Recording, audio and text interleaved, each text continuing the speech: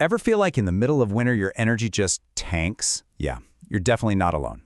But what if that low energy feeling so many of us get isn't a flaw? Well, according to traditional Chinese medicine, it's actually a message from nature, an invitation to slow down and listen. So how can we start working with the season instead of fighting against it? Let's dive in and explore that. And this quote from Oscar Wilde, it just hits the nail on the head. Winter isn't just about the cold and the dark, it's a profound opportunity for reflection and insight. TCM teaches us that this is the season for gathering our energy, for looking inward, and for cultivating a much deeper kind of wisdom. Okay, so to really get what's going on in winter, we have to talk about a core concept, yin and yang.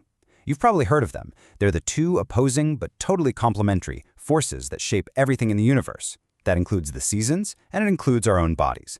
And winter is the season of ultimate yin. This contrast right here is really at the heart of everything.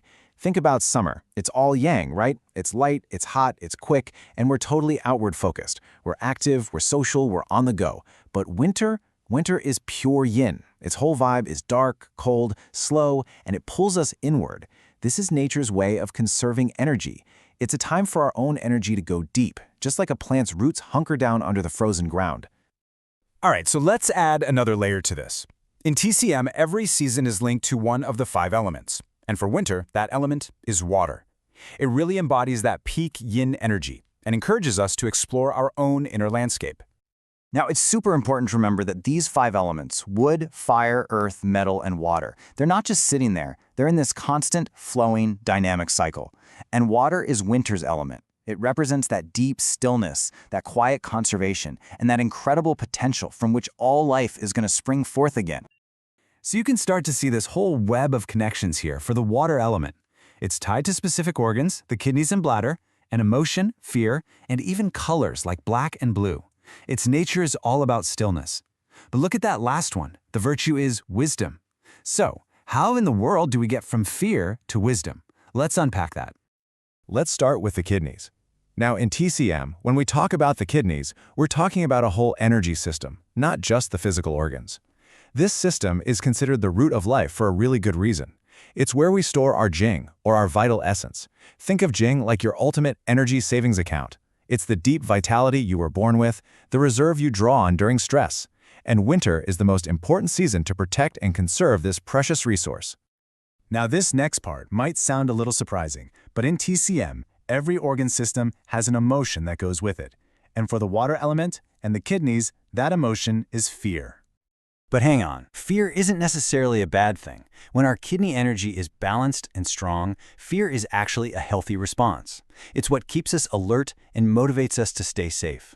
It's when our kidney energy gets depleted that fear can totally spiral out of control into anxiety and paranoia. Or it can swing to the other extreme, into recklessness.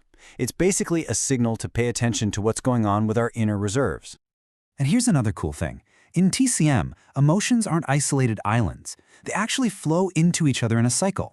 So unprocessed grief, which is the emotion of the metal element, can actually give rise to fear. Fear, in turn, can trigger anger, the emotion of the wood element, which is often a protective response. So you see, fear isn't some random feeling. It's part of a much bigger emotional ecosystem. So if fear is the emotion we're dealing with, what gives us the strength to actually face it? Well, that brings us to this really powerful concept known as Ji. Ji is basically the spirit of the kidneys. It's your willpower, your ambition, your resolve, your grit. It's been described as the pilot light that ignites the fire of life. And I just love that. A strong Ji, which is supported by healthy kidney energy, gives you that persistence and drive to move forward, even when you're afraid. And this is where it all comes together. This is how we get to that ultimate virtue of the water element, wisdom. See, true wisdom, from this perspective, doesn't come from avoiding our fears. Nope. It comes directly from facing them. By nourishing our kidney energy and strengthening our qi, we build the inner fortitude we need to move through fear. And in doing that, we transform the experience into something really profound. Okay, this all sounds pretty deep, I know. But how do we actually do this in our day-to-day lives? Let's get into some simple, practical ways you can start to align with the season and nourish that deep inner strength.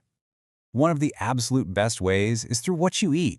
Seriously, winter is not the time for icy smoothies and raw salads. Your body is craving warmth, so think cozy soups, hearty stews, and roasted root vegetables. And a cool little tip from TCM, colors matter. So eating black foods like black beans, black rice, and seaweed directly nourishes the water element and your kidneys. And it's not just about food. Our whole lifestyle plays a huge part. The ancient medical texts literally advise us to go to bed a little earlier in winter and rise a bit later. You're basically mirroring nature and saving up your energy. Instead of those super intense, sweaty workouts, opt for gentle, inward practices like yoga or tai chi. And even something as simple as keeping your lower back warm, right where the kidneys are, can make a massive difference in protecting your vitality. So, instead of fighting the quiet and the stillness of winter, what if we just embraced it? This season offers us a rare chance to pause, to reflect, and to really listen.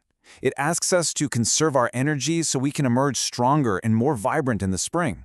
The real question is, what wisdom is waiting for you in that stillness?